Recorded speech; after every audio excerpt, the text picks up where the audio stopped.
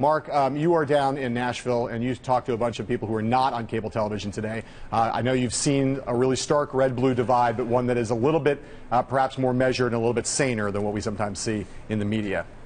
Yeah, John, I went to Ellison's Soda Shop, founded in 1939. Rather than talk to cab drivers, I decided to go to a diner, very original, and talk to people. I was incredibly struck.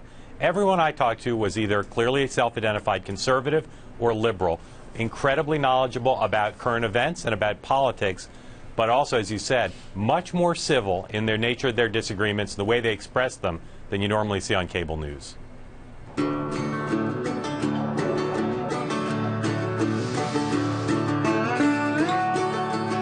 Politically, how would you describe yourself? Pretty conservative. And I heard you say before you're a conservative. Yes, sir. You said you're a Democrat. What does What does that mean to you?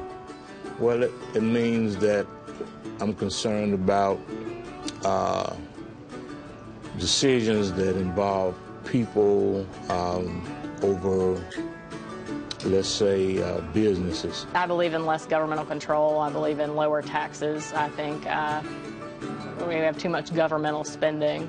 I consider myself more of a conservative than a Republican, because there's a number of Republicans that have been on the Hill that are not what I would consider conservatives. I think that if no matter which side you're on, whether it be Republican or Democrat, I think if more people on either side of the aisle were willing to cross over for the good of the American people, that our country would be doing awesome. I'm sure you think Obamacare is liberal, but what else is he liberal about? I guess the gay marriage thing, but I guess I feel like a true Republican shouldn't care about that. The separation of church and state, do I think it's right or wrong, is one question. Do I think that the government should be able to control it? Is no, I don't. That's something they shouldn't really infringe upon. It's too personal. I do understand there's a balance, and there's a time that I actually voted for Republican governor for the state because of what he stood for. So I'm not so far. Which Republican? Winfield Dunn. Nowadays, you listen to the candidates and what they speak of, and the majority of their advertisement is trashing the other side. And at the end, I'm always like, yeah, but what do you stand for? I still don't know where you stand.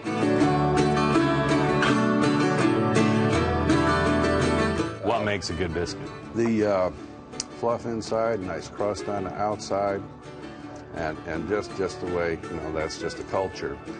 The South has always had excellent biscuits and gravy, grits and whatnot. I had one earlier. These are pretty good. I'd fly here, I think, just for the biscuits. John, everybody I talked to, regardless of political leanings, loved the biscuits. But look, I was so pleasantly surprised. These were all people really interested in politics, concerned about the country, but everyone was civil, everyone was respectful. It was quite something. I was really pleased. Yeah, I was going to say, in addition to making me hungry, that spot made me feel optimistic. We often talk about, as we travel around, that the country is a lot less polarized and a lot less divisive than the politicians that are elected to represent it.